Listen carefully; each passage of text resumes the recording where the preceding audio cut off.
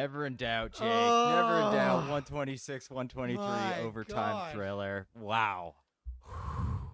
Jason Tatum, dude, never in doubt. He's always so good. Last second shots. And am I quiet? Is that what's going on? Yeah, I am too. We got to turn up. There we We go. were just in the playback room, and they always turn our fucking microphones down. There we go. I've dropped an F-bomb 45 seconds in. Sorry, YouTube. Oh, my God, dude. Not a good game. Not a great game. But, oh, man, we don't get many of those moments, that's for sure. And for us to get a Jason Tatum 32-foot game winner, oh, man, that put it on the highlight reel, dude. That is awesome. Yeah, and it erases. I don't remember who took the last shot of the game. You know, it's all a little blurry. Exactly. You know, it clanged off the backboard. It erases that. He almost had a triple-double. You know, just a pretty sloppy Celtics going against a not great team type of game from them. I thought defensively we let the Raptors get into the paint basically at will. It wasn't like. And also Pirtle and RJ Barrett, Davion Mitchell hit like an insane float. Like their shots from floater range, they were getting to go. It's like those don't go in every day. And so I think this looks scoreboard wise worse than it could have been. But look, the Raptors made the shots and they played tough, man. Like they played really hard and wow, it feels like we stole one. I had a really bad feeling about it all like for that entire overtime. I remember I called overtime and then overtime started and it did not feel good.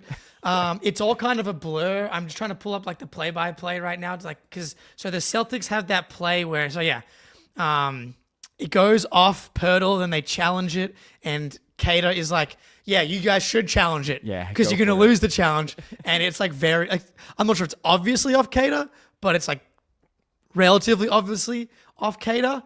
But man, They got it back. They got a stop at the end, right? So Jaylen Brown, man, I thought had what ended up being a pretty good game. Like kind of choppy, but he had 2 monster threes in overtime.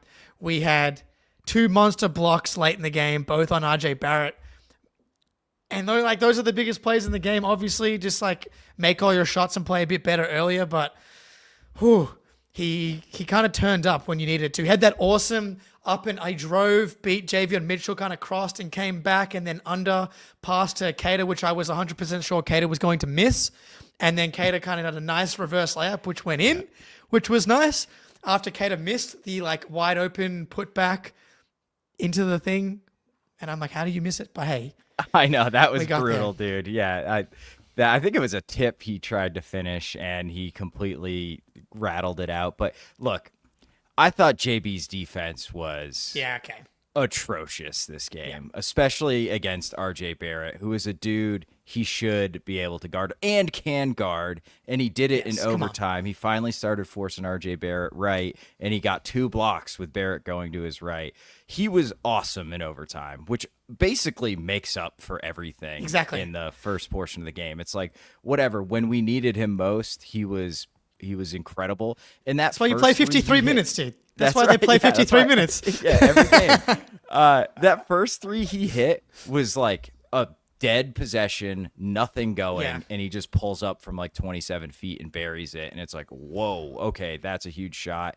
And the corner shot he hit was like pretty well contested by Agbaji. So 2 massive shots, great defensive plays.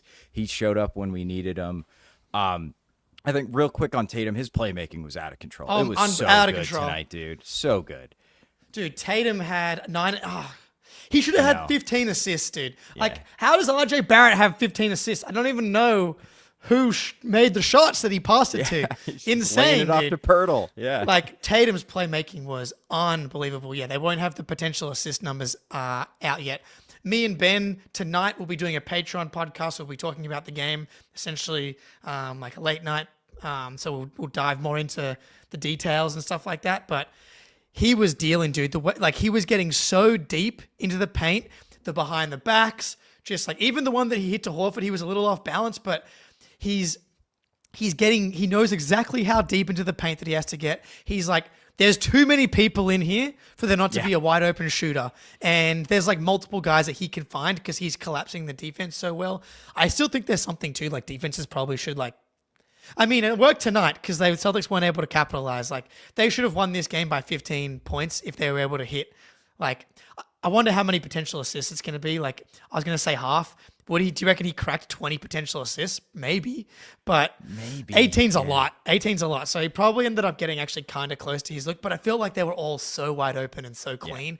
And so for him not to get to at least the 10th assist or 11th assist on some of those looks was really painful. But man, process-wise, for him in particular, I thought he got screwed on several calls at the rim. Still got to the line 5 times, but he should have been at the free throw line at least 4 more times. Didn't get that to go.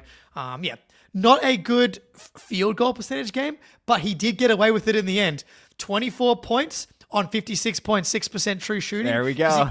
Yeah, so you add the 11 rebounds, you add the 9 assists, we move. MVP campaign moving in the right direction still here. That's right. Yeah, like he with his shot coming back in this manner and the fact that he's getting to the line more, like his efficiency is going to stay good even if he's not shooting great from 2. And I feel like a lot of his passes were like the pass to the assist too. Like he would get really deep, kick it out, then there'd be another swing. So he's not getting the assist or the potential assist. But I mean, he was essentially running point guard. We did not look good when anyone else was trying to do anything with the ball in their hands. So we really relied on Tatum as the primary playmaker tonight. Yeah. Just sort of a weird game for Derek. I felt like he was really awesome for like 2.5 quarters. And then it's not like he was bad. He just could not get a shot to go, which is incredibly unlike. He hit a big one in the 4th, but I think that might have been all he hit in the 4th quarter. Couple times I thought he got fouled going to the rim with no call, but overall, man, it was just like all Jason Tatum as far as like primary creation. Yeah, Tatum was definitely the lead creator all night long. We were just screaming at the TV. It feels like we don't do it as much anymore, screaming in general, but like we were just like, can Tatum just have the ball in his hands, man? Yeah. Like it's so obvious that that's the right thing to do. But credit Jaylen, talked about that Queta play late. Like that was really nice. But the way that Tatum is commanding things on offense at the moment is so impressive. Like he has taken a clear step, and I think that the playoffs are a big part of that. The way that he just drove and kick and drove and kick and drove and kick, it feels like he did learn. Like I think he knows that when he gets down here like that, you spray out the shooters that they can be kind of unstoppable. His 3-point shot as well, especially early in the game, was I feel like it was a steady diet. You know, I think if we were to see the 12 3-point attempt number before the season, he's averaging 11 on the season, we might be like, but he's trading the mid-range jump shots for the 3-point shots. And tonight, I didn't think that he took many bad ones at all.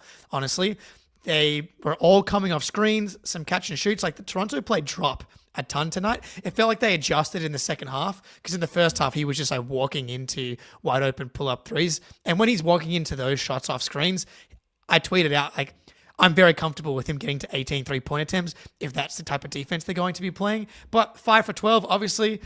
He was 4 for 11 before that at 36%, but gets to 5 for 12 on the biggest shot of the game and 41.7%. We love to see it. Yeah, they definitely adjusted because I remember in the second half, Pirtle being switched out on him a few times, which I don't remember happening in the first half. And they went to Boucher. I don't think he played in the first half either. And so that's them trying to get some more switchable bigs out there. RJ, thank you for the super chat, buddy. Legend. Yeah, Walshy making his 3. Let's go. Yes, C's. sir. OT. Hey. Yeah. Dude, Walshy. we needed every one of those 3 points. And, hey, he's a +2 in a 3-point game. So, basically was the margin of victory. He looked solid, He looks okay. He looks fine, dude. I think he played 7 minutes. This just makes me think, I'm enough with the double bigs, man. Play Hauser. Hauser looks good to me physically now. Yeah. And we had that play late in the game. Queta took a 3. I thought it was going in for a second. But like you start overtime, it's Hauser and Luke, and then Joe does a sub after they get some rest. And brings back in the Al Qaeda lineup, and it felt like Al Qaeda was coming to town. Honestly, I'm not going to say the T word on YouTube. I feel like that could be bad. And so that's not getting like. I'm not sure if it was like Tatum had to oscillate his brain lineup to lineup. It's like I've got great like. When Hauser was out there for those few minutes, I feel like he got 3. I don't think he made any of them. Did he make one of them? In overtime, he ends the game 3 for 10 from 3, but he got 2 clean looks, and then that Queta look in the corner would have been Hauser again probably, and would have had a much higher chance of making it than Queta, obviously. I just don't. I know it was a plus whatever coming into tonight. It was not working. I don't mind starting it because it has been fine, but go away from it, man. Like the rebounding wasn't that good anyway. Hauser's been fucking awesome rebounding the ball to start the season here. I would have been much happy to go with him or Pritchard.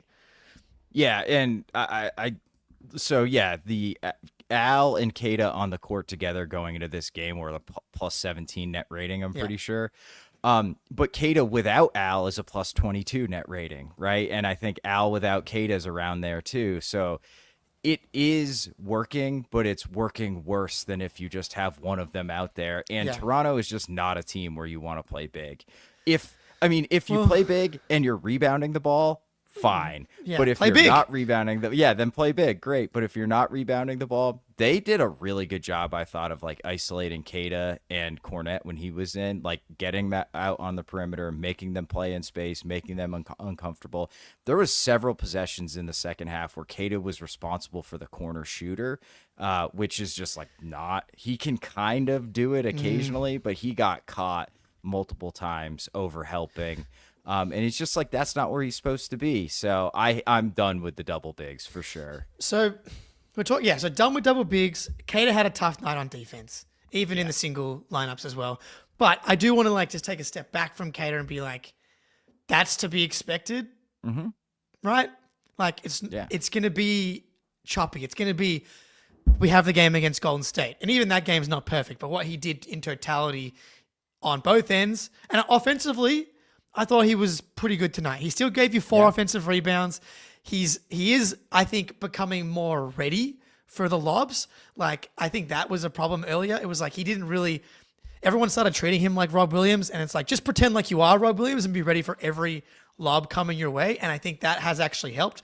Or it's just more reps. But I think being ready, anytime you run a pick and roll, you should be ready to get on that pogo stick and get up there to throw it down. And so 6 for 8.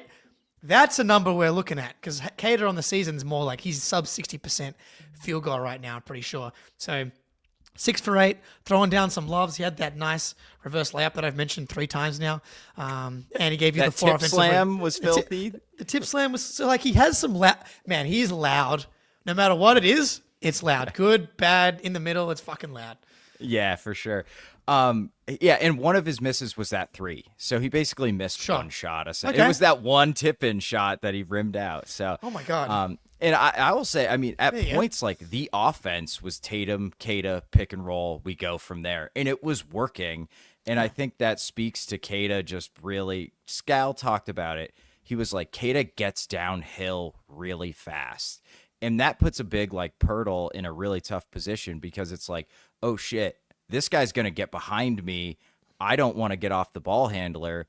And that ball handler is Jason Tatum. And you saw Tatum walk into a couple wide open pull-up threes. And then you saw Queta catch some lobs because he's getting off the pick and getting downhill. And it puts pressure on defenses. And that opens up the spacing for everybody, even though he's not a three-point shooter. So I thought offensively, Queta was like really good. The defense was tough, but like you're doing him no favors with the double bigs because like they can just make him guard a corner shooter at times, and he's just not going to be good at that. So it all goes to like Queta is continuing to be promising. I mean, Luke was like okay-ish in his minutes, I thought, at times tonight. But man, neither of those guys really were impacting dudes at the rim, and that's what we really need out of them. And they've both done it at times. It's just like tonight they just could not.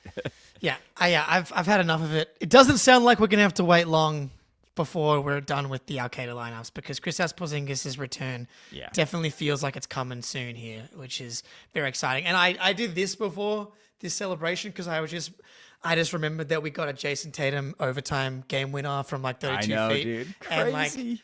And And that's probably gonna be a good on the highlight reel for like the That's rest awesome. of his career, dude. Yeah, dude. Yeah, like, like they're hard to get, man. And they're like his field goal percentage is bad on those shots, but everyone's field goal percentage is bad on those shots. And that's going to be that's an MVP moment, dude.